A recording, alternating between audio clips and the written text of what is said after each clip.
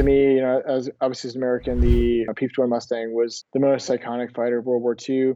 Surely, probably after that is the F4 and the Black Sheep Squadron. There's so many amazing stories and history behind those airplanes. But as an Air Force guy, as an American, I think the airplane I would love to fly would be the Mustang. When we fly next to the Mustang in a Heritage Flight program, for example, you can actually hear the Merlin engine from the F-22 cockpit. So as loud as the F-22 is, you can still hear the Merlin engine, which is incredible. And it just gives you the sense of nostalgia. And also the idea that if you could fly in a P-51 Mustang, in present day, there's a very high likelihood that, that was used either in combat or in training pilots to go to combat. And that level of connection with history to me is meaningful.